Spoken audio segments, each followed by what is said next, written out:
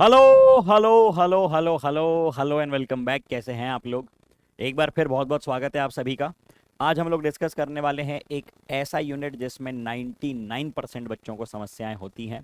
हम बात करेंगे यंग्स डबल स्लिट एक्सपेरिमेंट की और proof of reflection and refraction through Huygens principle. तो ये है आज के सेशन का उद्देश्य। अब सेशन में आगे बढ़ने से पहले मैं आपसे कुछ कहना चाहता हूँ। मैं आपको ये बताना चाहता हूँ कि आप लोगों को लेके बहुत सारे प्लान्स हैं, बहुत कुछ प्लान करके रखा हुआ है। जैसे सबसे पहली प्रायोरिटी पे ये है कि हमको सिलेबस खत्म करना है। एक बार सिलेबस खत्म होता है तो हम लोग डेरिवेशंस, 76 डेरिवेशंस हैं सीबीएसई में। 76 derivations topic wise chapter wise live में करना चाहता हूं यहाँ पे आपकी बैच में। उसके बाद पीवाईक्यू सेशंस और एक दो दिन में एग्जाम डेट आने वाली है। मैराथन हमको स्टार्ट करनी है, हर चैप्टर की मैराथन और उसके बाद ओवरऑल पूरे सिलेबस की मैराथन। ये सारी योजनाएं तभी सफल हो पाएंगी जब आप लोग 100% डेडिकेशन दिखाएंगे। तो ये बात मान के चलो कि बस आखिरी 30 दिन आपके पास हैं। ये 30 दिन डिसाइडिंग है और अगर आपने इसमें पूरी ईमानदारी से पूरी लगन के साथ काम कर लिया तो आप भी लास्ट ईयर की तरह हिस्ट्री क्रिएट करेंगे। Last year an number of students ऐसे थे जिनके फुल ऑन फुल मार्क्स आए थे फिजिक्स सेमेस्टर 2 में। दो सेमेस्टर्स में होता है, टर्म 1 टर्म 2। तो टर्म 2 में इतने स्टूडेंट्स ऐसे हैं जिनके फुल ऑन फुल मार्क्स हैं और यही मैं इस बार भी चाहता हूं। तो चलिए करते हैं शुरुआत। Let's get started. आज के सेशन का उद्देश्य है यंग्स डबल स्लिट एक्सपेरिमेंट। पहले वाईडीएसई पे बातें करते हैं, फिर मैं बताऊंगा कि अगला टॉपिक क्या है। देखिए कहानी कैसे शुरू हुई थी। अगर मैं लाइट की कहानी की बात करूं तो लाइट के बारे में हमेशा से ही काफी सारी धारणाएं थी, हमेशा से ही काफी सारे मिसकॉन्सेप्शंस थे। न्यूटन साहब ने क्या कहा, उन्होंने हमको ये बताया कि लाइट जो है ये पार्टिकल्स से मिलके बनी हुई है और हमने पूरा ज्योमेट्रिकल ऑप्टिक्स उसके रेक्टिलिनियर प्रोपोगेशन पे पढ़ा। मतलब पूरे ज्योमेट्रिकल ऑप्टिक्स में हमने यही बात की कि लाइट जो है वो सीधी सीधी चलती है। लाइट, रोशनी कैसी है, बड़ी सीधी है, ऐसा मान के हमने चला। लेकिन अब हमें पता चला कि इतनी सीधी नहीं है रोशनी। एक एक्सपेरिमेंट हुआ जिससे ये साबित हुआ कि लाइट सीधे सीधे चलते हुए घूम के भी निकल सकती है। अजीब लग रही बात सुनने में कि सर लाइट मतलब ऐसा सीधे जा रही है, अपना पाथ चेंज कर सकती है, टर्न करके निकल सकती है? बिल्कुल निकल सकती है। आपने जितनी बातें अभी तक पढ़ी हैं वो किन के लिए पढ़ी? मिरर के लिए, लेंस के लिए, प्रिज्म के लिए। ये सब क्या है? ये सब ऐसे इंस्ट्रूमेंट्स हैं, ऐसी डिवाइसेस हैं जिनका साइज लाइट की वेवलेंथ से काफी बड़ा है। लेकिन अब हम लोग जो बात करेंगे, हम ऐसे सिस्टम की बात करेंगे जिसकी थिकनेस, जिसका साइज लाइट की वेवलेंथ से कंपेरेबल होगा। और अगर ऐसा होता है तो लाइट के नेचर में फर्क पड़ेगा। वही बात हमको समझनी है आज के एक्सपेरिमेंट में। अभी तक हमारे दिमाग में क्या था? अभी तक हमारे दिमाग में कॉर्पस्क्यूलर थ्योरी थी जो ये कहती है कि लाइट पार्टिकल है और अगर वो पार्टिकल है, फोटॉन्स आ रहे हैं, वो हमने क्या कहा था यार, स्मॉल पैकेट्स ऑफ एनर्जी। और लाइट कैसे प्रोपोगेट करती है? राइट, रेक्टी लीनियर प्रोपोगेशन करती है। ये बात हमने अभी तक कही है, ये बात अभी तक हमने पढ़ी समझी कही। लेकिन अब हम क्या कह रहे हैं? अब हम ये कह रहे हैं कि मान लो एक छोटा सा ऑब्स्टेकल मैं आपको दे दूं, एक छोटा सा ऑब्स्टेकल मैं आपको दे दूं, तो ये जो लाइट आपके सामने बड़ी सीधी सीधी चलते हुए आ रही है, ये पता क्या करेगी? ये घूम के, ये घूम के निकल जाएगी आगे। वियर्ड लग रहा है सुनने में? आइए जरा समझते हैं इस बात को। इस डायग्राम को देखिए, इस डायग्राम को देखिए। क्या है ये डायग्राम? एक सोडियम लैंप है, सामने दो स्लिट्स हैं और उसके सामने स्क्रीन है।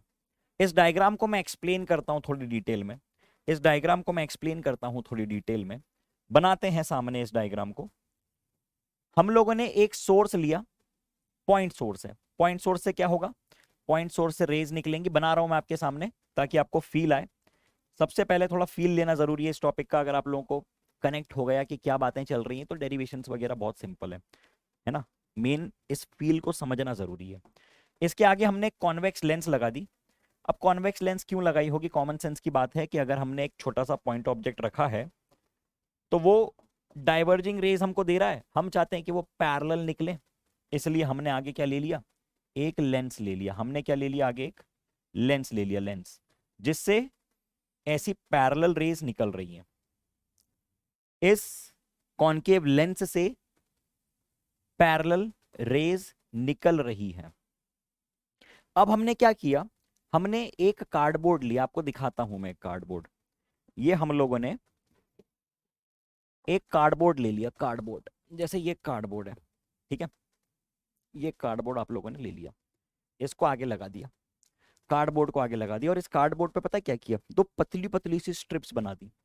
दो पतली पतली, इतनी पतली कि मैं बना भी नहीं सकता हूं इतनी पतली। ब्लेड लो और बिल्कुल बारीक ऐसे दो काट दो, ब्लेड से बिल्कुल ऐसी दो बारीक लाइन बना दो, ब्लेड से बिल्कुल ऐसी दो बारीक लाइन बना दो। ये आपने, ये जो लाइन दिख रही है मान लो कि ये होल्स हैं, ठीक है, ये छेद कर दिया आपने, दिख रहा है सबको, ये दिख रहा है, इतनी पतली स्ट्रिप्स बना दी। क्या कहते हैं इसको हम लोग, इसको हम लोग कहते हैं स्लिट, इसको हम लोग कहते हैं स्लिट। तो आपने इसके सामने बना दी हैं स्लिट्स, आपने इसके सामने बना दी हैं स्लिट्स। अब समझना जरा ध्यान से कि क्या है ये स्लिट्स, क्यों है ये स्लिट्स। ये कार्डबोर्ड पे आपने दो पतली पतली सी स्लिट्स बना दी, और ये स्लिट्स बिहेव करेंगी एज अ सोर्स, मतलब इस स्लिट के अंदर से लाइट निकलेगी ना, इस स्लिट के अंदर से लाइट निकलेगी। ये जो चित्र अभी अभी मैंने बनाया है, इसी को मैं पीछे बना रहा हूं, या चलो इसी में चर्चा कर लेते हैं। इमेजिन करो कि ये सामने सोर्स है और इसमें दो छेद हैं और लाइट आ रही है, पीछे स्क्रीन है, फील करना पड़ेगा थोड़ा, इसके पीछे स्क्रीन है, ये पूरी स्क्रीन है, इधर इधर मैंने स्क्रीन ले लिया ना, ये पूरी स्क्रीन है हमारे सामने, पीछे मैंने ले ली एक क्या, स्क्रीन, बहुत बढ़िया, पीछे हमने ले ली एक स्क्रीन, ये पीछे एक स्क्रीन है, स्क्रीन पीछे स्क्रीन है, ये स्लिट्स दो छेद और पीछे स्क्रीन। अब ये जो पीछे स्क्रीन है, इस पे कैसा पैटर्न बनना चाहिए, इस पे क्या होना चाहिए, पीछे की स्क्रीन पे किस प्रकार का पैटर्न बनना चाहिए। कॉमन सेंस क्या कहता है, कॉमन सेंस ये कहता है कि अगर दो छेद हमने कर रखे हैं, कॉमन सेंस ये कहता है, जो अभी तक हमने समझा है ना, हमने ये समझा है कि लाइट सीधी चलती है, और अगर लाइट सीधी चल रही है तो ये दोनों छेद में से लाइट निकलनी चाहिए, और बीच में जितना गैप है वो खाली रहना चाहिए। मतलब पीछे की जो स्क्रीन है उसमें हमको सिर्फ ये दोनों स्लिट्स में से रोशनी दिखनी चाहिए, बाकी पूरा डार्क रहना चाहिए, ऐसा लग रहा है हमको। एक्सपेक्टेड तो ये है एक्सपेक्टेशन, ये है एक्सपेक्टेशन। क्यों, क्योंकि हमने ये कहा है कि भाई लाइट सीधी चलती है, मतलब लाइट इसके अंदर से निकल जाएगी, इसके अंदर से निकल जाएगी, और यहाँ पे जाके इमेज बना देगी। ये लाइट का पीछे इमेज बन रही है ना, ये पीछे लाइट निकली और यहाँ पे ब्राइट दिख रहा है आपको, स्लिट 1 की स्लिट 2 के द्वारा ब्राइटनेस दिख रही है, और ये बीच में पूरा जो हिस्सा जहाँ पे छेद नहीं है, बीच का पूरा जो हिस्सा जहाँ पे कोई छेद नहीं है, उसकी वजह से पीछे डार्क दिखना चाहिए। ये एक्सपेक्टेड है, ये क्या है, ये एक्सपेक्टेशन है।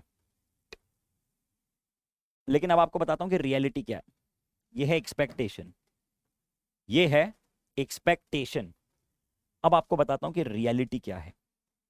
रियलिटी कुछ ऐसी है, आपने दो स्लिट्स ली, आपने दो स्लिट्स ली, ठीक है, इन दोनों स्लिट से लाइट निकली, लाइट आई, लाइट आई, ये लाइट एंटर हो रही है, और इन दोनों स्लिट से निकली, और सामने जहां पे आपको लग रहा था कि बीचों बीच डार्क बनना चाहिए, जहां पे कि आपको लग रहा था कि बीचों बीच डार्क बनना चाहिए, वहां पे ब्राइट बना है, सबसे ब्राइट एरिया बना, सेंटर पे ब्राइट बना, उसके पड़ोस में डार्क बना, फिर ब्राइट बना, फिर डार्क बना, फिर ब्राइट बना, फिर डार्क बना। ये तो बड़ी अजीब बात है यार, ये तो बड़ी ही अजीब बात है, ये तो बहुत ही विचित्र बात लग रही है हमको। ऐसा क्यों, आखिर ऐसा क्यों हुआ कि जो स्लिट्स में से लाइट निकल रही है उसने बिल्कुल बीचों बीच, बिल्कुल बीचों बीच ब्राइट बना दी, ब्राइट फ्रिंज बना दी। ऐसा क्यों, जहां से लाइट गुजर नहीं रही है वहां पर रोशनी कैसे हो सकती है। उसका कारण यह है कि इतने पतले ऑब्स्टेकल से निकलते समय लाइट अपना पार्टिकल नेचर फॉलो नहीं करेगी, लाइट अपना वेव नेचर फॉलो करेगी। वो ऑब्स्टेकल्स के आसपास स्कैटर हो जाएगी, बिखर जाएगी, फैल जाएगी, और जिसकी वजह से इन दोनों ही स्लिट्स में से जो लाइट निकल रही है उनका होगा इंटरफेरेंस, और वो इंटरफेरेंस का पैटर्न आपको दिख रहा है। ये है Young's double slit experiment. Feel लो पहले तो बात की, फील आई कि क्या है यंग्स डबल स्लिट एक्सपेरिमेंट, क्यों है यंग्स डबल स्लिट एक्सपेरिमेंट। ये होता है यंग्स डबल स्लिट एक्सपेरिमेंट। क्या कहा हमने, एक सोडियम लैंप लिया और एक स्लिट से हमने लाइट पास करवाई, ठीक, बिल्कुल। इसके बाद हमने एक कार्डबोर्ड ली और उस कार्डबोर्ड में हमने दो छेद कर दिए। अब हमने ऐसा क्यों किया, एक ही कार्डबोर्ड में दो छेद करके उससे लाइट वाइट बाहर क्यों निकलवाई, ऐसा क्यों कर रहे हैं, क्योंकि हम चाहते हैं कोहेरेंट सोर्स। क्या होता है ये कोहेरेंट सोर्स, क्या बला है, समझेंगे हम लोग, ठीक है, समझेंगे। यहां से जो लाइट्स निकल रही हैं इनका होगा इंटरफेरेंस, और सामने आपको दिखेगा पैटर्न ऑन द स्क्रीन, सामने आपको दिखेगा पैटर्न ऑन द स्क्रीन। चलिए तो बातों को करते हैं शुरू। यंग्स डबल स्लिट एक्सपेरिमेंट की बातें करते हैं शुरू। कुछ इंपॉर्टेंट पॉइंट्स मैं चाहूंगा आप मेरे साथ लिखते चलें। पहला point, in Young's double slit experiment the division of wave front takes place. Wave front क्या होता है, हमें मालूम है, वेव फ्रंट वो लोकस होता है उन सभी पॉइंट्स का जो एक फेज में ऑसिलेट कर रहे होते हैं। तो यहां पे क्या होता है, यहां पे डिवीजन ऑफ वेव फ्रंट होता है वाईडीएससी में।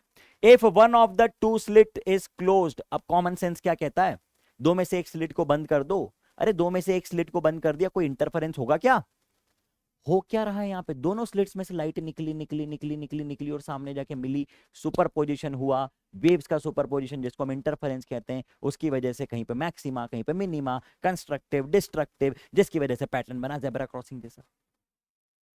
समझ रहे हो बात को। तो दो में से एक स्लिट को अगर आप बंद कर देते हो, दो में से एक स्लिट को अगर आप बंद कर देते हो तो इंटरफेरेंस पैटर्न जो है वो डिसअपियर हो जाएगा, इंटरफेरेंस पैटर्न जो है वो डिसअपियर हो जाएगा। It shows that two coherent sources are required, दो सोर्सेस चाहिए, और कैसे चाहिए, कोहेरेंट सोर्सेस चाहिए। क्या होते हैं सर कोहेरेंट सोर्सेज, क्या होते हैं कोहेरेंट सोर्सेज। कोहेरेंट के बारे में अभी मैं सिर्फ आपको इतना कह रहा हूं, करेंगे इसकी चर्चा डिटेलिंग में करेंगे, लेकिन अभी क्योंकि बार बार दो तीन बार मैं खुद नाम ले चुका हूं तो अच्छा नहीं लगता कि ऐसी टर्म जो बताई नहीं उसका मैं तीन चार बार नाम ले लूं, इसलिए मैं आपको बता रहा हूं। कोहेरेंट सोर्सेज वो सोर्सेज होते हैं, कोहेरेंट सोर्सेज वो सोर्सेज होते हैं जिनमें जिनमें दोनों सोर्स में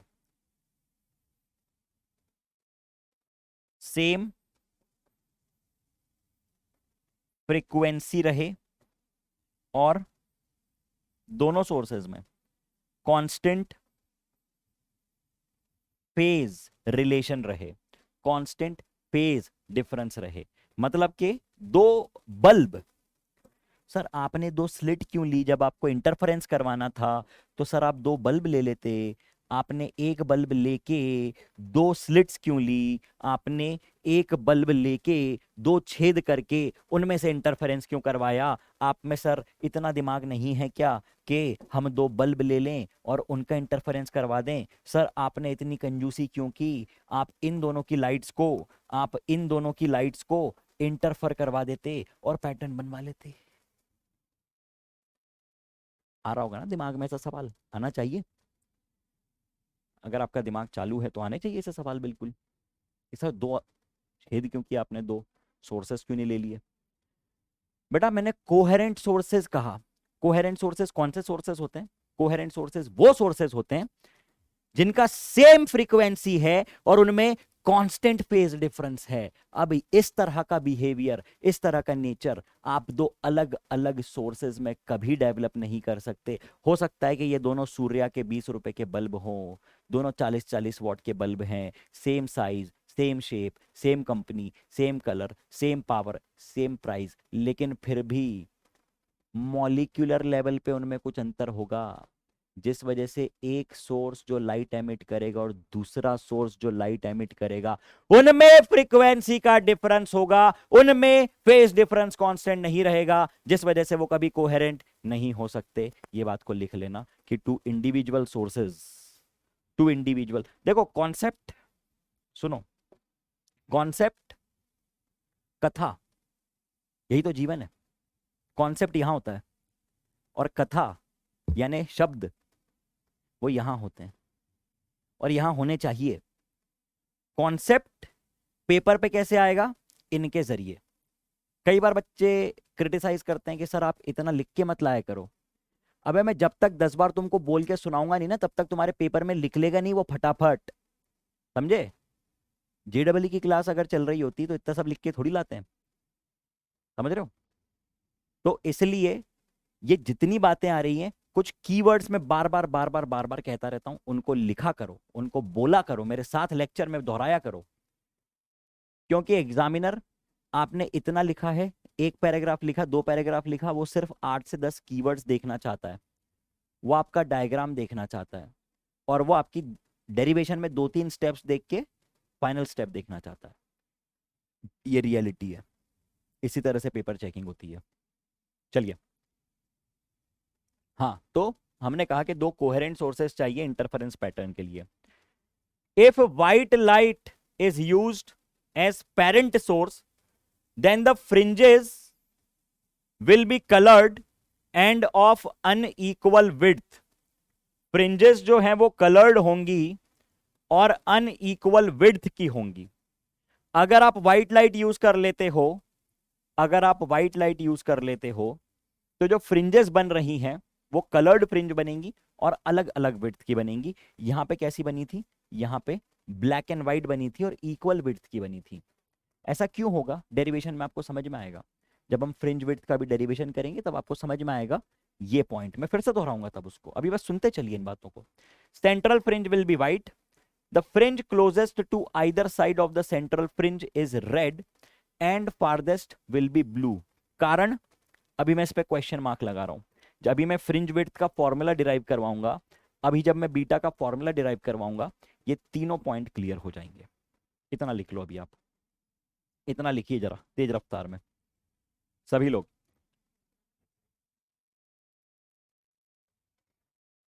डन? चलिए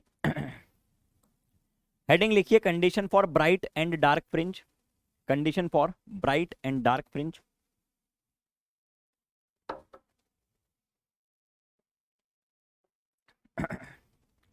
पहली कंडीशन मैं आपको बता रहा हूं, कंडीशन फॉर ब्राइट फ्रिंज यानी कंडीशन फॉर मैक्सिमा।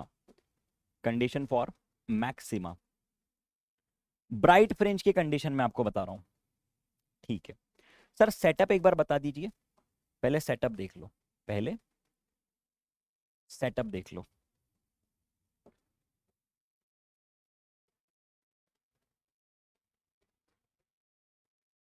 देखते चलना, सामने बना रहा हूं पूरा सेटअप। ये आपके सामने स्क्रीन है। अरे रे रे रे, ये दोस्तों आपके सामने स्क्रीन है, स्क्रीन। बहुत बढ़िया। ये हमारे सामने 2 स्लिट्स हैं। ये रही आपकी 2 slits. Okay, slit number 1 and slit number 2। दोनों स्लिट्स के बीच का सेपरेशन जो है वो डी है, डी। दोनों स्लिट्स के बीच का सेपरेशन जो है वो डी है, डी, स्मॉल डी। कितना है? कितना है? कितना? Small D. ओके, ये स्लिट से लेके स्क्रीन के बीच का जो सेपरेशन है वो कैपिटल डी है। कितना है? Capital D. यहां से भी लाइट निकली, यहां से भी लाइट निकली, सामने पैटर्न बन रहा है। हम ये पता करना चाहते हैं कि किस पॉइंट पे मैक्सिमा है, किस पॉइंट पे मिनिमा है, मतलब किस पॉइंट पे ब्राइट बनेगा और किस पॉइंट पे डार्क बनेगा, ये हमको पता करना है। तो मैंने कहा कि कोई रैंडम पॉइंट ले लो। ये ले लिया हमने कोई रैंडम पॉइंट, ये ले लिया हमने कोई रैंडम पॉइंट। ठीक है, ये ले लिया हमने कोई रैंडम पॉइंट P। एक रैंडम पॉइंट मैंने ले लिया P, जो कितने डिस्टेंस पे है सेंट्रल फ्रिंज से? कुछ वाई डिस्टेंस पे है। कितने डिस्टेंस पे है? कितने डिस्टेंस पे है? कुछ वाई डिस्टेंस पे। हमको नहीं पता कि उस पॉइंट पे ब्राइट है या डार्क है, हम पता करना चाह रहे हैं, हम वही कंडीशन निकालना चाह रहे हैं। ठीक है, अब देखना जरा ध्यान से। हो क्या रहा है कि S1 से एक वेव निकल रही है, कुछ ऐसी, देख रहे हो, ये वेव निकली, ये वेव निकली, निकली निकली। S2 से भी वेव निकली, निकली, निकली, निकली, निकली, निकली, निकली, निकली। ये S2 से भी वेव निकली, P तक पहुंची। S1 से वेव निकल रही है, S2 से वेव निकल रही है और P तक पहुंच रही है। सुनते चलना सभी लोग ध्यान से।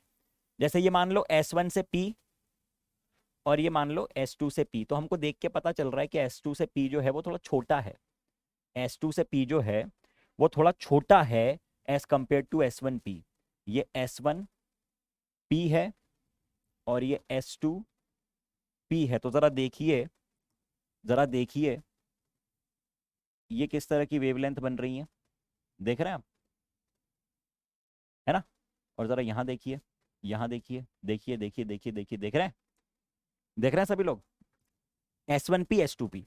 तो इनकी लेंथ में कुछ डिफरेंस है, वो क्या कहलाता है, पाथ डिफरेंस। इन दोनों की लेंथ में S1 से P और S2 से P में कोई डिफरेंस है, बिल्कुल है सर। कितना डिफरेंस है मेरे भाई, इतना डिफरेंस है सर, इतना डिफरेंस है। तो ये क्या कहलाता है, ये कहलाता है पाथ डिफरेंस। ये क्या कहलाता है, ये कहलाता है पाथ डिफरेंस। पाथ डिफरेंस ये क्या कहलाता है, ये कहलाता है पाथ डिफरेंस। पाथ डिफरेंस इसको हम लिखते हैं डेल्टा एक्स। डेल्टा एक्स को आपने लिख दिया S1P माइनस S2P। क्या लिख दिया आपने डेल्टा एक्स को, S1P माइनस S2P। हाँ या ना, बिल्कुल। अब मैं एक अप्रोक्सीमेशन और कह रहा हूं, कि छोटे एंगल के लिए, फॉर स्मॉल एंगल, क्या होता है स्मॉल एंगल के लिए, sine theta almost equal to tan theta almost equal to theta. होता है ऐसा, हाँ जी बिल्कुल होता है, बिल्कुल होता है। अब जरा देखिए, ये जो ट्राइंगल्स में बना रहा हूं जरा देखिए,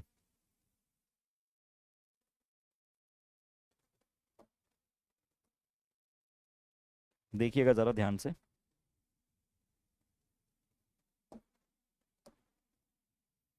ये देखिए जरा चित्र देखिए इसको, मैं ले रहा हूं S1 S2 P, S1 S2 P, S1 S2 P, ठीक है।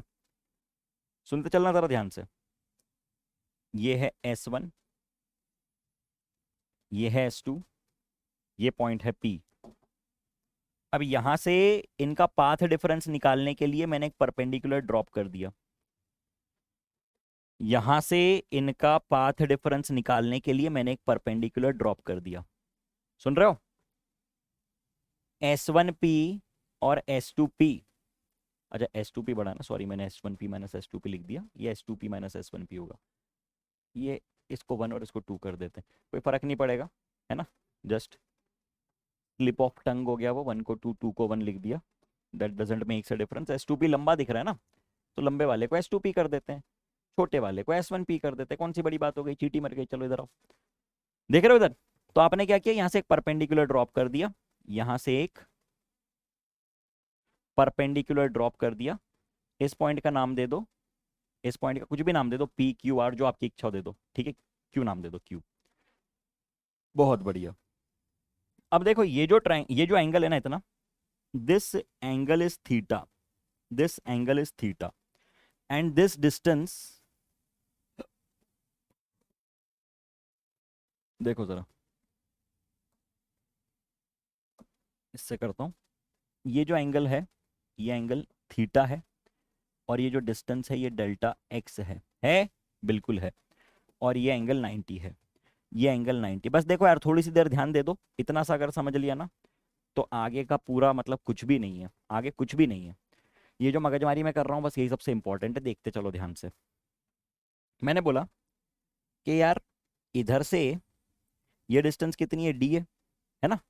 तो ये वाला ट्राइंगल देखो जरा, S1 S2 Q, S1 S2 Q को देखो तो, ठीक है सर देख रहे हैं, ठीक है देख रहे हैं। तो क्या मैं ट्राइंगल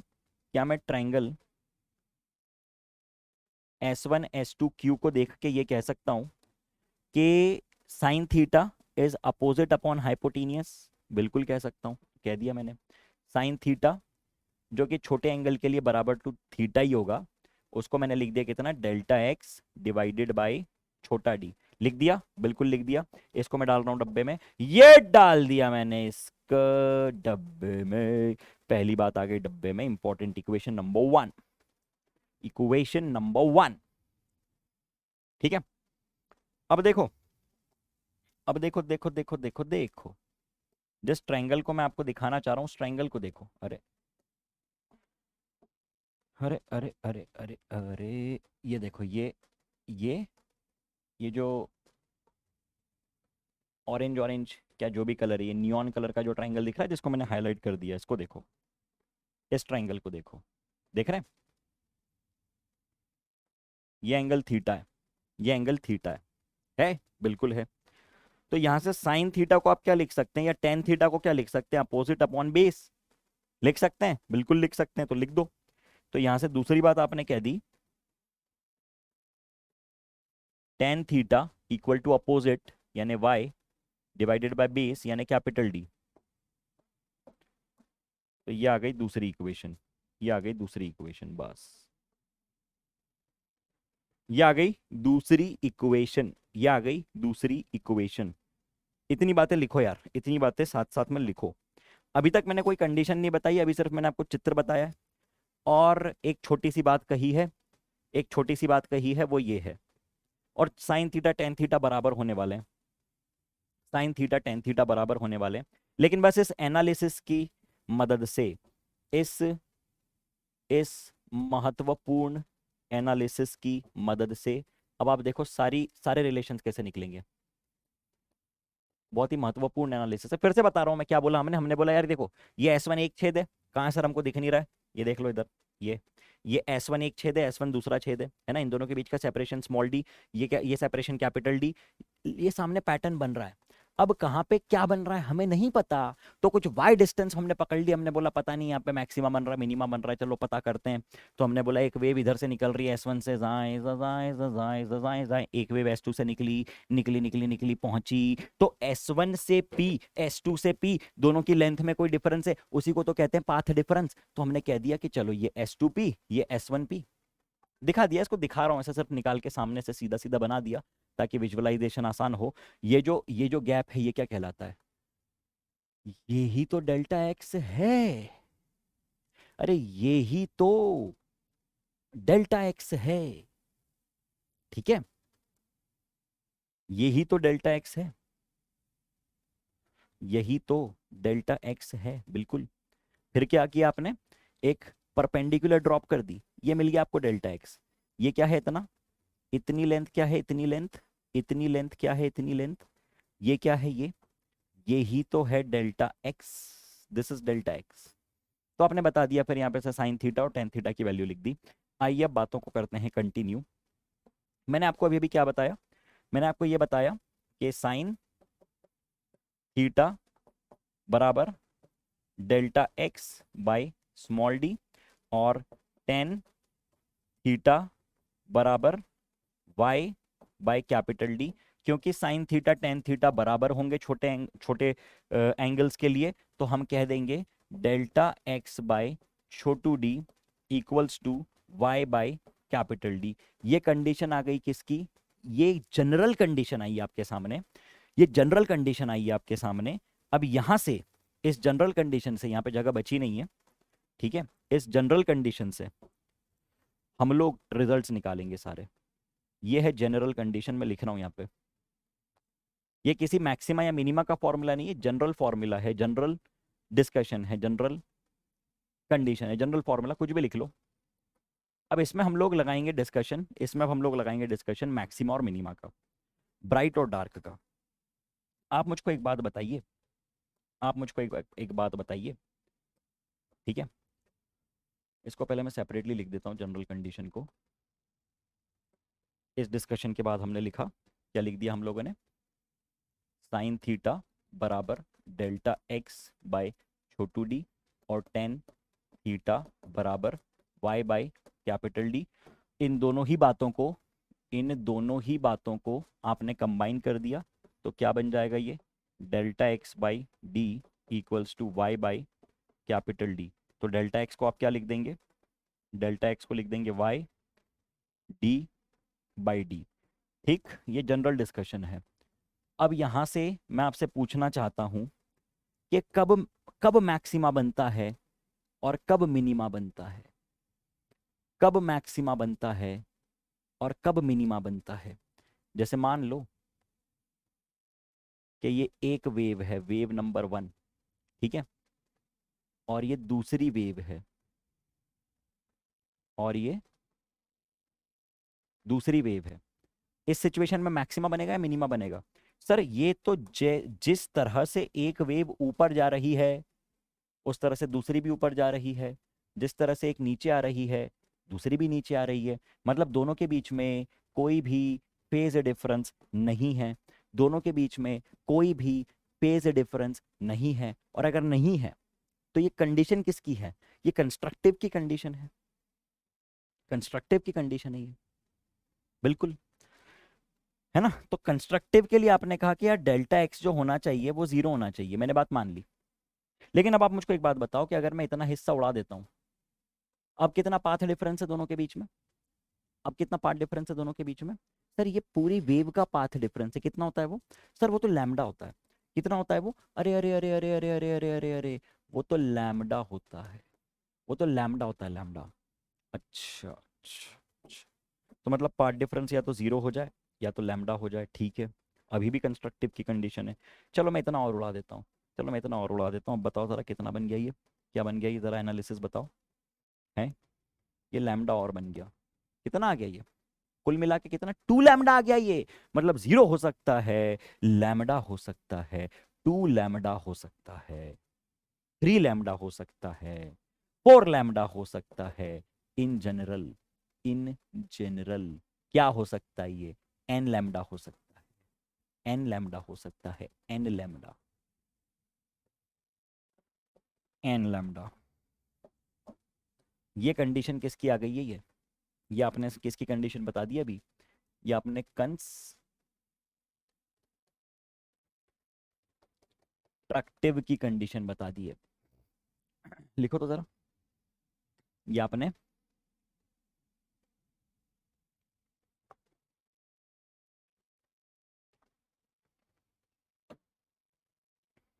कंस्ट्रक्टिव की कंडीशन बता दी है डेल्टा एक्स की, ठीक है। चलो यहीं पे जरा डिस्ट्रक्टिव के बारे में समझें तो हम लोग, कंस्ट्रक्टिव की तो आपने बता दी है ना, कंस्ट्रक्टिव की कंडीशन आपने बता दी, बहुत बढ़िया। लेकिन मैं चाह रहा हूँ इसी पेज पे हम लोग एक कंडीशन और डिस्कस कर लें, डिस्ट्रक्टिव की कंडीशन, क्या बोलते हो, कर लें? है, तो आइए जरा करते हैं। जैसे देखो ये वापस वैसा ही चित्र बना रहा हूं मैं, वापस वैसा ही चित्र बना रहा हूं, देख रहे हैं, ये नीचे से शुरू होगा, जिस समय एक ऊपर जा रहा है उस समय दूसरा नीचे आ रहा है, जिस समय एक ऊपर जा रहा है उस ही समय पे दूसरा नीचे आ रहा है, जिस समय पे एक ऊपर जा रहा है उस ही समय पे एक नीचे आ रहा है, जब एक नीचे जा रहा है तब एक ऊपर आ रहा है। ये किसकी कंडीशन है, ये किसकी कंडीशन है, ये डिस्ट्रक्टिव की कंडीशन है। ये किसकी कंडीशन है, डिस्ट्रक्टिव की कंडीशन है, डार्क की कंडीशन है, डिस्ट्रक्टिव इंटरफेरेंस की कंडीशन है ये डार्क फ्रिंज की कंडीशन है। और अगर ये डार्क फ्रिंज की कंडीशन है तो यहां से देख के मैं दोनों में कितना पाथ डिफरेंस कह सकता हूं, यहां से देख के मैं दोनों में कितना पाथ डिफरेंस कह सकता हूं, यहां से देख के मैं दोनों में कितना पाथ डिफरेंस कह सकता हूं, कितना पाथ डिफरेंस है ये, जरा देख के बताओ।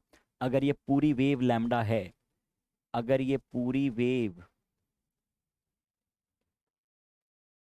अगर ये पूरी वेव जो होती है ये इतना जो होता है ये लैम्डा होता है ना, तो इसका आधा कितना होगा, ये इसका आधा ही तो है ये, कितना होगा, ये तो लैम्डा बाई 2 होगा, कितना होगा ये तो लैम्डा बाई 2 होगा। तो यहां से आपने डेल्टा एक्स कितना कह दिया, यहां से आपने डेल्टा एक्स कह दिया λ/2। अच्छा, तो क्या सिर्फ यही पॉसिबल है या और भी कुछ हो सकता है? सर आप अगर इसमें से लैम्डा और उड़ा दें, सर यदि आप इसमें से लैम्डा और उड़ा दें, क्या कह रहा हूं मैं ऐसा कह रहा हूं कि यदि इतने में से हम लोग ये हिस्सा भी उड़ा दें, इतना देखो ये इतना हटा दिया मैंने, मतलब लैम्डा और उड़ा दिया मैंने, तो भी वैसी ही तो कंडीशन है, तो भी देखो वैसी ही तो कंडीशन है, एक नीचे जा रहा है एक ऊपर। इसके पहले का देखना बंद कर दो, इसके पहले का देखो ही मत, इतना इतना इतना इतना छुपा देता हूँ मैं, इतना इतना छुपा दो, इतना इतना देखो ही मत आप लोग, यहाँ से देखो पूरा, यहाँ से देखो कंडीशन, एक नीचे जा रहा है एक ऊपर जा रहा है, यहाँ से देखो आप, तो यहाँ से ये इनिशियल पॉइंट है, भूल जाओ इसके पहले, इसके पहले कुछ हुआ ही नहीं, इसके पहले दुनिया थी नहीं, ये डे वन है। यहाँ से देखो ये ऊपर जा रहा है ये नीचे जा रहा है, ये ऊपर जा रहा है ये नीचे जा रहा है, जा रहा है। इसके पहले कितना, मतलब कितना पाथ डिफरेंस है इनके बीच में, λ/2 प्लस लैम्डा यानी 3 λ/2, ये भी चलेगा, ये भी चलेगा, 3 λ/2 भी चलेगा, 3 λ/2 भी चलेगा, चलेगा बिल्कुल चलेगा, 5 λ/2 भी चलेगा, 5 λ/2 भी चलेगा। जनरल 2n-1 λ/2, ये आ गया आपके सामने जनरल एक्सप्रेशन डिस्ट्रक्टिव कंडीशन का, डिस्ट्रक्टिव इंटरफेरेंस का। ये कंडीशन आ गई आपके पास डिस्ट्रक्टिव इंटरफेरेंस की, यानी डार्क फ्रिंज की, डार्क फ्रिंज की कंडीशन आपके सामने आ गई है। ये ब्राइट फ्रिंज की कंडीशन, ये डार्क फ्रिंज की कंडीशन, बहुत बढ़िया, मजा आ गया। क्या करने वाले हैं हम लोग, एक एक करके एक बार एन लैम्डा रखेंगे इधर, सुन लो क्या कर रहे हैं पूरा, मैं तो तुमको तुम्हारे हाथ में मैं पूरी पावर दे रहा हूँ। ये कॉन्सेप्ट्स आपको दे दिए मैंने, अब इसको उठा के एक बार यहाँ रख दो, इसको उठा के एक बार यहाँ रख दो, आ गई एक बार डार्क फ्रिंज की कंडीशन, आ गई एक बार ब्राइट फ्रिंज की कंडीशन, क्या बचा जीवन में, ये हो गया बाई डीएससी, ये हो गया बाई डीएससी। ठीक है, चलो ब्राइट फ्रिंज की कंडीशन की बात करें, आपने कहा कि डेल्टा एक्स जो होता है, डेल्टा एक्स जो होता है वो कितना होता है, इसको मैं रब इसको इरेज कर रहा हूँ, ठीक है इसको इरेज कर देते हैं, कर दिया इरेज, ये ऑलरेडी लिखा हुआ था हमारे पास। कंस्ट्रक्टिव इंटरफेरेंस की कंडीशन आपने कही delta X equals to N lambda, ये कंडीशन है कंस्ट्रक्टिव इंटरफेरेंस की। एन की वैल्यू क्या हो सकती है, एन की वैल्यू 0 हो सकती है, 1 हो सकती है, 2 हो सकती है and so on.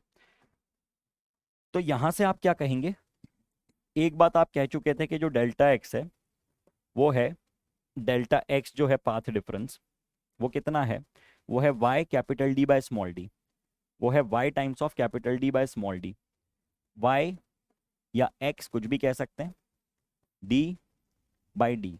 Delta x की वैल्यू उठा के यहाँ पे रख दो, डेल्टा एक्स की वैल्यू उठा के यहाँ पे रख दो, एन लैम्डा उठा के यहाँ पे रख दो, वाई डी बाई डी। तो y की वैल्यू क्या आ रही है, y की वैल्यू क्या आ रही है, पोजीशन ऑफ nth मैक्सिमा क्या आ रही है, n lambda d by D, n lambda d by D, n lambda d by D.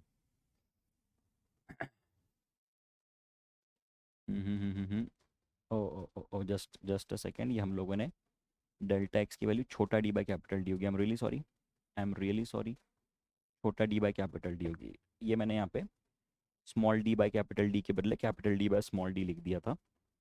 एक बार और मैं क्रॉस चेक कर लेता हूँ, कहीं और तो ऐसा मैंने नहीं किया गलती से, नहीं और कहीं पे तो नहीं दिख रहा है, तो यहाँ पे भी मुझको चेंज करना होगा, यहाँ पे भी मुझको चेंज करना होगा। डेल्टा एक्स की value y d by d है, तो वाई की वैल्यू बन जाएगी n lambda, n lambda capital D by small d. ठीक है, गलती नज़र आ गई थी तुरंत, इसलिए उसको सुधार लिया गया, डेल्टा एक्स की वैल्यू एन लैम्डा, आपने दोनों को इक्वेट कर दिया। ये क्या है, n lambda d by d, ये क्या है, ये है position of nth bright fringe, ये है y जो है ना, ये y, वाई एन, ये क्या है, ये है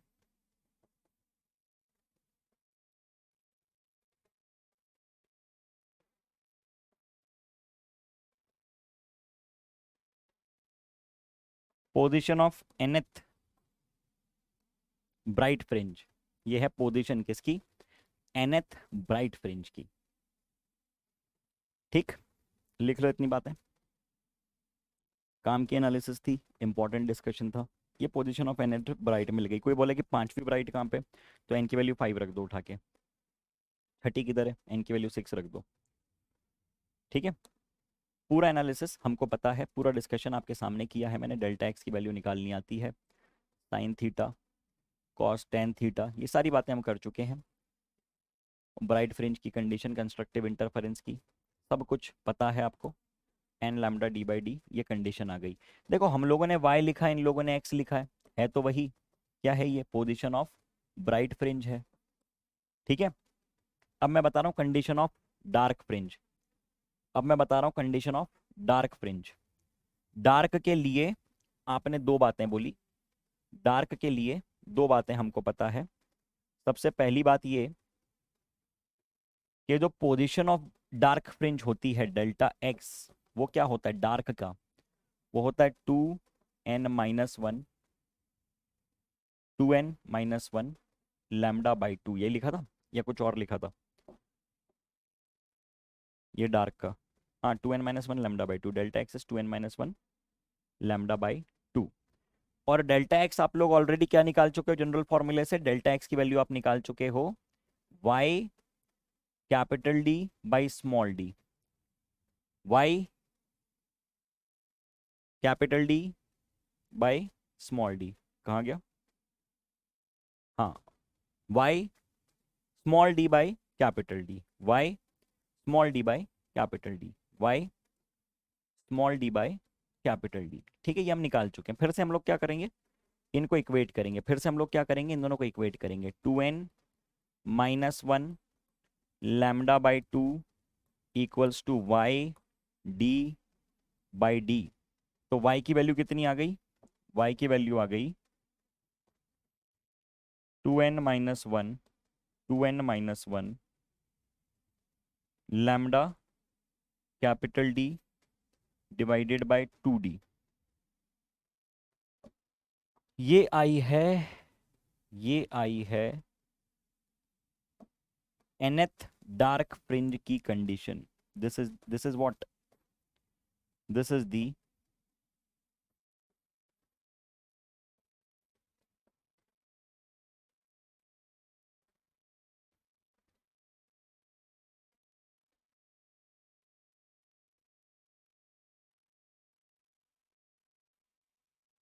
position of nth dark fringe.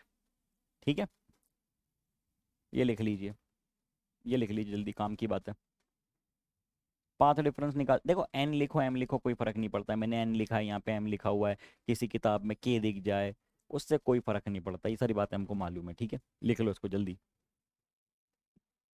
जल्दी जल्दी जल्दी जल्दी जल्दी, लिख लो तो बता देना।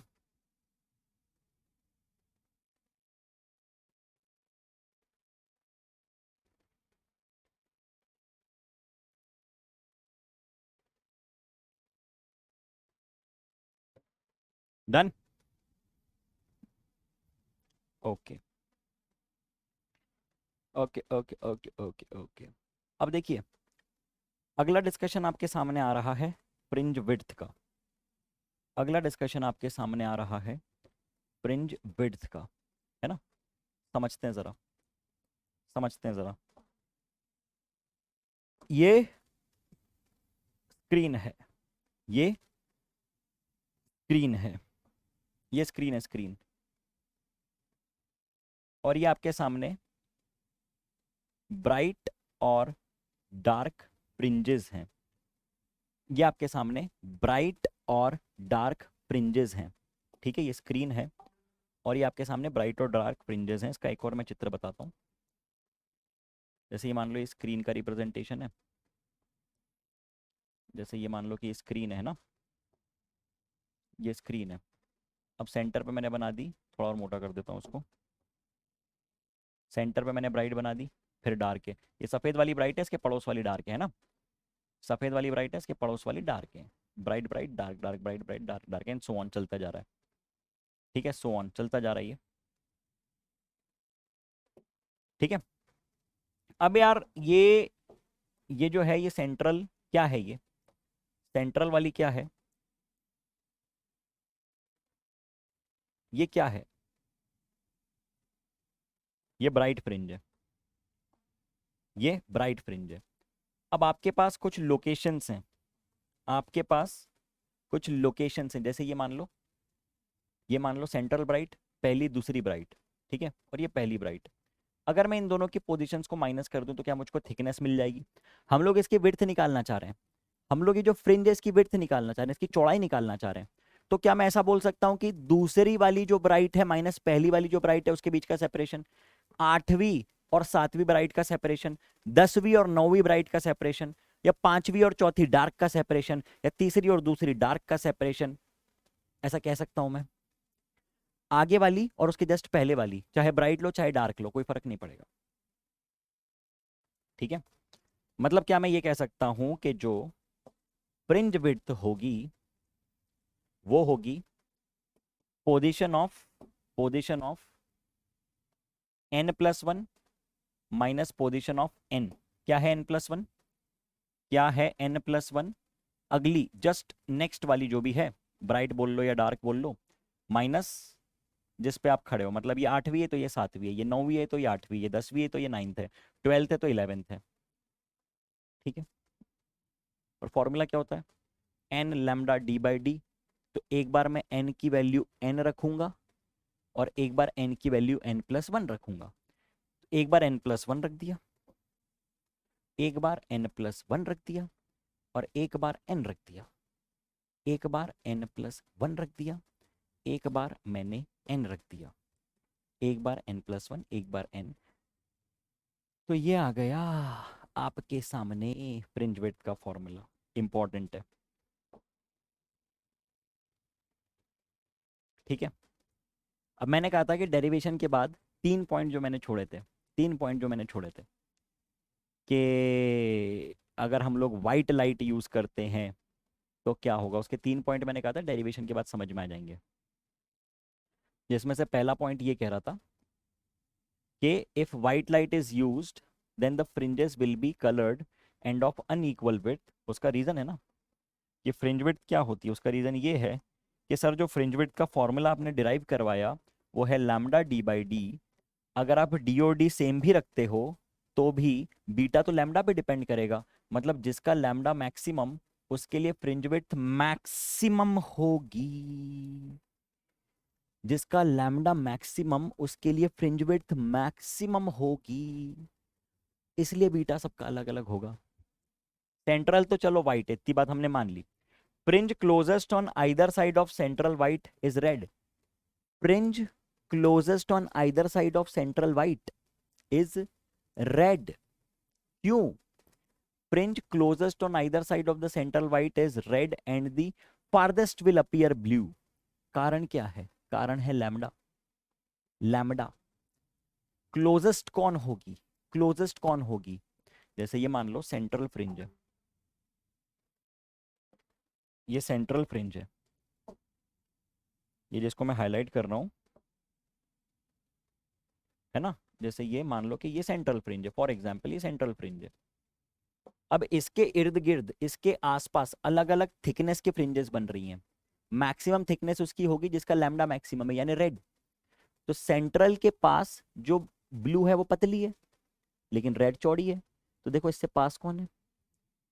ये सेंट्रल फ्रिंज है, इससे थोड़ी दूरी पे ब्लू है और वो पतली है लेकिन रेड चौड़ी है दोनों साइड से, ये ब्लू ये रेड, ये ब्लू ये रेड। तो सेंट्रल के पास कौन दिखेगा? रेड वाली दिखेगी। वही तो पॉइंट बोला अभी हमने, वही तो पॉइंट बोला, वही तो पॉइंट बोला। घुमा फिरा के पूरी थ्योरी कनेक्ट करवा दी मैंने, देखो समझ रहे हो, पूरी थ्योरी पूरे कॉन्सेप्ट सब कुछ कनेक्ट करवा दिया। अब न्यूमेरिकल सॉल्व करना कोई बड़ी बात नहीं बची है, ऐसे सॉल्व होंगे न्यूमेरिकल, अब देखना तुम लोग। ठीक है, चलो। हाँ, एक छोटी सी बात और बता देता हूँ, एंगुलर फ्रिंज विड्थ काम की बात है। बेसिकली बात क्या है, जैसे ही मानो कि एक फ्रिंज विड्थ है ना, कोई भी डार्क फ्रिंज या कोई भी ब्राइट फ्रिंज आपने उठा ली। अब ये जो फ्रिंज विड्थ है इसकी चौड़ाई कितनी है? इसकी चौड़ाई है बीटा। इसकी चौड़ाई कितनी है? इसकी चौड़ाई है बीटा। कितनी? बीटा। अब आप क्या कर रहे हो, आप इस फ्रिंज के एंड्स पे से बनने वाले एंगल को ऑब्जर्व कर रहे हो। ठीक है, आप इस एंगल की चर्चा कर रहे हो, थीटा की। थीटा बोल लो, अल्फा बोल लो, कुछ भी बोल लो। हम लोग क्या लिख सकते हैं, थीटा या अल्फा, जो कहना है कह लो। इन्होंने अल्फा कहा है तो मैं भी अल्फा ही कह देता हूँ। ठीक है, यह है angular fringe width. Theta equal to arc यानी बीटा डिवाइडेड बाय सेपरेशन, जो भी इनके बीच का सेपरेशन है। कितना सेपरेशन है? डी सेपरेशन है। कहाँ से ऑब्जर्व कर रहे हो आप? स्लिट्स के सेंटर से ऑब्जर्व कर रहे हो। तो ये क्या बन गया आपके सामने? एंगुलर फ्रिंज विड्थ का फॉर्मूला क्या बन गया आपके सामने? एंगुलर फ्रिंज विड्थ का फॉर्मूला बन गया beta divided bye D. Angular fringe width का फॉर्मूला बन गया beta divided bye D. Okay, ठीक है, इतनी बात है। और बीटा क्या होता है? बीटा होता है लैम्डा डी बाई डी। तो लिख दिया हम लोगों ने beta equals to lambda d by छोटू डी, इसको कैपिटल डी से डिवाइड कर दिया, डी डी कैंसल आउट हो गया, यानी लैम्डा बाय स्मॉल डी ये होती है एंगुलर फ्रिंज विड्थ।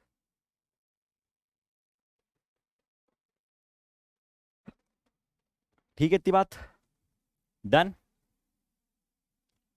चलो, तो क्या बातें कर ली हम लोगों ने? वाईडीएसी की बात कर ली, फ्रिंज विड्थ की बात कर ली, कंडीशन ऑफ मैक्सिमा मिनिमा समझ लिया, यहां से बातें शुरू की। हमने लाइट के रेक्टिलिनियर प्रोपोगेशन पे चर्चा की। हमने ये बताया कि लाइट को हम सीधा सीधा चलता हुआ मानते थे, लेकिन पतले ऑब्स्टेकल्स से निकलते समय वो सीधे नहीं चलेगी, वो घूम जाएगी। इसके बेसिस पे पूरा एक्सपेरिमेंट समझा हमने। दो कोहेरेंट सोर्सेज से निकलने वाले लाइट के इंटरफेरेंस करवाई, उसके पैटर्न बनवाए। उस पैटर्न में अलग अलग लोकेशन पे, सेंटर से अलग अलग लोकेशन पे ब्राइट बनेगी या डार्क बनेगी, इस बात की चर्चा करी। और उसकी कंडीशन निकाली हमने। क्या कंडीशन निकाली? हमने डेल्टा एक्स की कंडीशन निकाली। और फिर हमने ये कहा कि यदि कंस्ट्रक्टिव इंटरफेरेंस हो रहा है तो पाथ डिफरेंस कितना होना चाहिए? डिस्ट्रक्टिव इंटरफेरेंस हो रहा है तो पाथ डिफरेंस कितना होना चाहिए? और यहां से आपको पता चला कि यदि ब्राइट फ्रिंज बन रही है तो वो इन लोकेशंस पे बनेगी। एन की वैल्यू 1 रखो, 0 रखो, सेंटर मिलेगी। 1 रखो, 2 रखो, 3 रखो, अलग अलग अलग अलग ब्राइट फ्रिंजेस मिलती जाएंगी। डार्क की बात करें तो ये कंडीशन है डार्क की, ये कंडीशन है, ये कंडीशन है डार्क की। एन की वैल्यू क्या रखोगे यहाँ पे? 0 रख पाओगे यहाँ पे? 0 नहीं रख पाओगे क्योंकि सेंटर पे तो ब्राइट मिल रहा है ना। एन की वैल्यू 0 रखोगे नेगेटिव आ जाएगा, कोई सेंस नहीं है। एन की वैल्यू स्टार्ट करोगे 1 से, 1 2 3 4 एंड सो ऑन। ठीक है, चलिए बहुत बढ़िया। एंगुलर फ्रिंज विड्थ की भी बातें कर ली। आइए अब करते हैं कुछ सवाल। पहला सवाल आपके सामने है, ये रीड कर लो जरा सवाल को, क्या कहता है। Laser light of wavelength 630 nanometer incident on a pair of slits produces an interference pattern in which the fringes are separated by 8.1 mm, यानी फ्रिंज विड्थ आपको देके रखी हुई है 8.1 mm, और लैम्डा आपको देके रखा हुआ है कितना? 630 नैनोमीटर। ठीक है,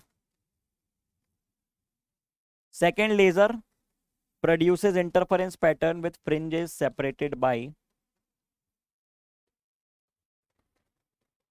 7.2 mm, लैम्डा डैश आपको निकालना है। देखो सेटअप सेम है तो डी और स्मॉल डी सेम रहने वाला है, capital D small D same रहने वाला है। चर्चा चल रही है सिर्फ बीटा और लैम्डा पे। अब आपको फॉर्मूला पता है, beta equals to lambda d by d. Beta equals to lambda d by d. Okay, तो आप क्या लिख देंगे यहाँ पे? आप क्या लिख देंगे यहाँ पे? Beta 1 by beta 2 equals to lambda 1 by lambda 2। Okay, beta 1 कितना है? 8.1, बीटा 2 कितना है 7.2, लैम्डा 1 कितना है 630। लैम्डा 2 आपको निकालना है, वैल्यू उठा के रख दो, उसको कैलकुलेट कर लो, ये आ गया आपके सामने सही जवाब। नोट करो जल्दी, कितना आ रहा है ये, इसको आप लोग कर लेना कैलकुलेट, ये आएगा नियरली 560 नैनोमीटर, करके देखना। ठीक है, इसकी वैल्यू आप लोग लैम्डा डैश की निकाल के देखना, ये लगभग 560 नैनोमीटर के आसपास कुछ आएगी, करके देखना। एक छोटा सा टास्क आपके लिए छोड़ रहा हूँ मैं, ठीक है। चलिए अगले सवाल पे आते हैं, एक और सब्जेक्टिव सवाल आपके सामने, रीड करो। Double slit is illuminated by light of wavelength, कितनी वेवलेंथ बोल के रखी है 6000 एंगस्ट्रॉम। ठीक है, लैम्डा कितना बोल के रखा हुआ है, लैम्डा बोल के रखा हुआ है 6000 angstrom. The slits are 0.1 centimetre apart, यानी छोटा डी देके रखा हुआ है आपको 0.1 centimetre apart, and the screen is placed 1 metre away, screen is placed 1 metre away.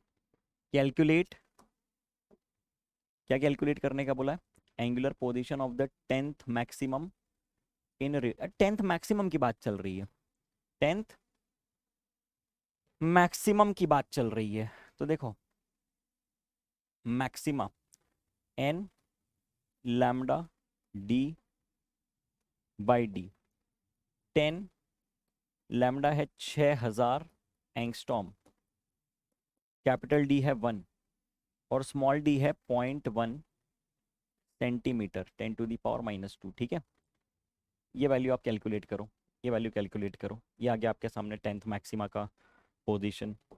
दूसरी बात बोल रहा है separation between two adjacent minima, यानी बीटा निकालने का बोल रहा है आपको, ये बीटा निकालने का बोल रहा है। क्या होता है वो होता है लैम्डा डी बाई डी। कितना आ जाएगा बीटा, कितना आ जाएगा बीटा 6000 इंटू 10⁻⁻10 इंटू डी यानी 1 डिवाइडेड बाय स्मॉल डी जो कि 10⁻3 आप लोग लिख दीजिए, तो ये ऊपर चला गया 10⁻3, 336 बन गया, यानी 6 इंटू 10⁻⁻4 मीटर, ये आपका आंसर आ रहा है। यानी कितना बन गया ये 6 mm या 0.6 mm, 0.6 mm ना, this is the answer, this is beta. चलो बहुत शानदार, और करते हैं सवाल, और करते हैं, जितने चाहे सवाल करवा लो, जितने चाहे सवाल करवा लो। अब तो बोल दिया मैंने तुमको कि एक बार कॉन्सेप्ट सीख लिया कहीं नहीं बचा, उसके बाद सब सिंपल है। In Young's double set experiment the fringes are formed at a distance of 1 metre from double slit of separation 0.12 mm, यानी कैपिटल डी 1 मीटर दे के रखा हुआ है, छोटू डी 0.12 मिलीमीटर दे के रखा हुआ है। फर्स्ट पॉइंट क्या बोल रहा है ये, the distance of third dark from the centre of the screen, distance of third dark from the centre of the screen, मतलब क्या, मुझको सिंपली थर्ड डार्क की पोजीशन निकालनी, तो सेंटर से ही तो मेजर करते हैं, थर्ड डार्क की पोजीशन फ्रॉम दी कहाँ से मेजर करते हैं हम लोग, थर्ड डार्क बोलूँ या थर्ड ब्राइट बोलूँ, हम मेजर कहाँ से करते हैं, हम सेंटर से ही तो मेजर करते हैं। तो ये एक्सप्रेशन सिंपली आपके सामने बन जाएगा, डार्क की पोजीशन आपके सामने बन जाएगी 2n-1 lambda d by 2d। ठीक है, तो ये कितना आ जाएगा, ये आ जाएगा, ये आ जाएगा 2 × 3 - 1, लैम्डा कितना है भाई, लैम्डा कितना, lambda lambda lambda lambda lambda 6000 दे के रखा हुआ है, 6000 इंटू 10⁻⁻10 इंटू कैपिटल डी कितना, कैपिटल डी 1 है, डिवाइडेड बाय स्मॉल डी कितना है 0.12 mm, यानी 10⁻⁻3। ठीक है, मीटर में कन्वर्ट कर दिया। अब ये तो कैलकुलेट कर सकते हो, 3 दूनी 6, 6 - 1 5, बाकी कैलकुलेट कर लेना, तुम्हारे लिए छोड़ रहा हूँ मैं टास्क। सारे आंसर्स चैट में मिलने चाहिए मुझको, सारे आंसर्स सारे कैलकुलेशंस चैट में मिलने चाहिए। अब अगर मैं ब्राइट की बात करूं तो ब्राइट बन जाएगा n lambda d by d, n की वैल्यू कितनी 3, लैम्डा की वैल्यू कितनी 6000, डी की वैल्यू कितनी, कैपिटल डी की 1, स्मॉल डी की वैल्यू कितनी 0.12। ये आ गए आपके सामने रिजल्ट्स। ठीक, distance of third maxima from centre, distance of third minima from centre, यही तो निकाले हम लोगों ने। सारे सब्जेक्टिव सवाल हैं, देखो जितने आपको दिए सारे सब्जेक्टिव सवाल हैं।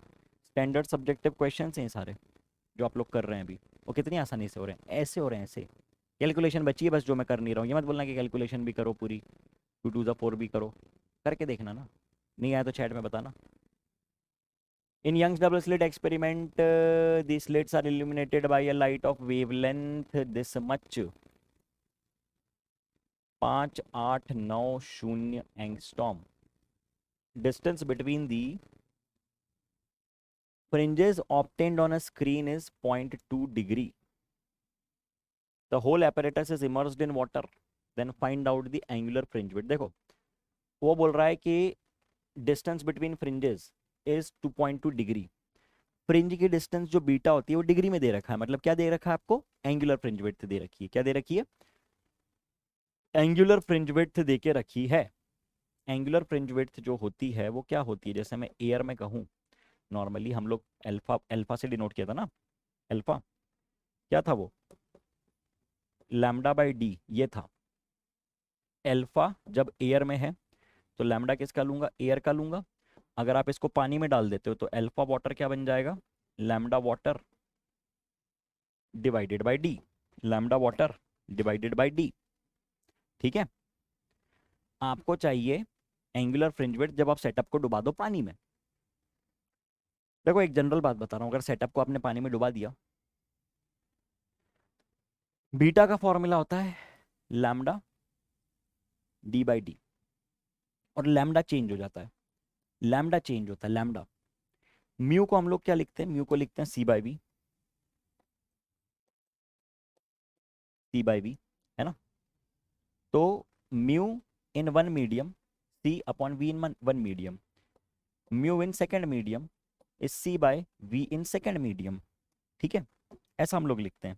या तो सिंपली मैं एयर से कंपेयर करूं, जैसे ये मीडियम है, mu medium is C upon V medium. C को आप लिख दोगे F times of lambda, lambda in air, सुनना ध्यान से।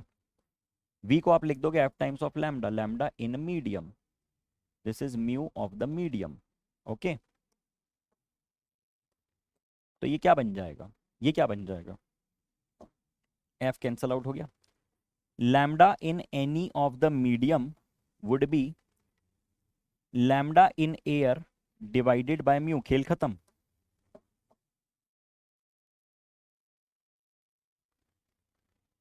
ओके, किसी भी मीडियम में कितनी वेवलेंथ होगी, लैम्डा एयर अपॉन म्यू, तो यहां पे लैम्डा की वैल्यू उठा के सब्सटीट्यूट कर दो, लैम्डा की वैल्यू उठा के सब्सटीट्यूट कर दो, एयर डिवाइडेड बाय म्यू, तो बीटा चेंज हो जाएगा, म्यू से डिवाइड कर दो। अगर आपने सेटअप को पानी में डाला तो म्यू से डिवाइड कर दो, जनरल रिजल्ट आ गया आपके सामने। चलो अब सवाल पे आते हैं। अल्फा की अगर हम लोग बात करें तो alpha air upon alpha water को आप लिख दोगे lambda air upon lambda medium या वाटर, और इसकी वैल्यू को आप लिख दोगे lambda air by lambda medium को आप रख दोगे म्यू। ठीक है, म्यू किसका, वाटर का। अल्फा यानी एंगुलर फ्रिंज विड्थ पानी में आ जाएगी alpha air upon mu of water.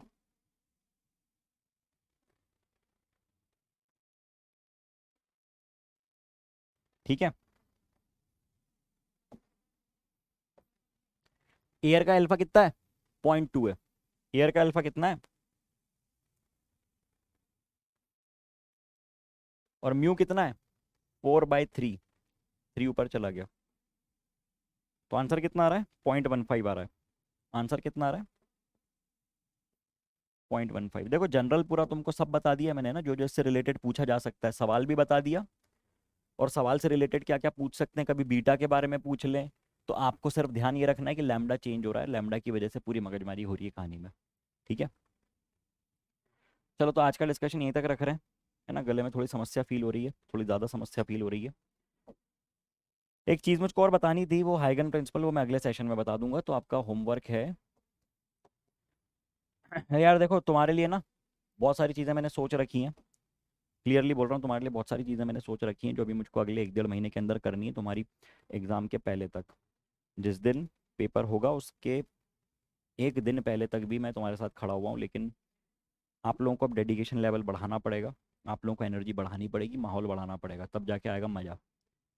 तो मैं अपनी दूसरी जगहों से टाइम कट शॉर्ट करके इस जगह पे इन्वेस्ट कर रहा हूँ आप लोगों के रिजल्ट के लिए। ठीक है, देखो होमवर्क क्या है। होमवर्क ये है कि जितना बताया उसको 2 बार, 2 से 3 बार री डिराइव कर लो। ठीक है, जो क्वेश्चन सॉल्व करवाएं उनको री सॉल्व कर लो, और N C E R T पकड़ लो, एन सी आर टी के कुछ क्वेश्चंस लगाना शुरू कर लो। ठीक है, तेज रफ्तार में, बिना समय बर्बाद किए, तुरंत बिल्कुल। चलिए तो फिर मिलते हैं अगले सेशन में, तब तक के लिए okay, bye, take care, thank you.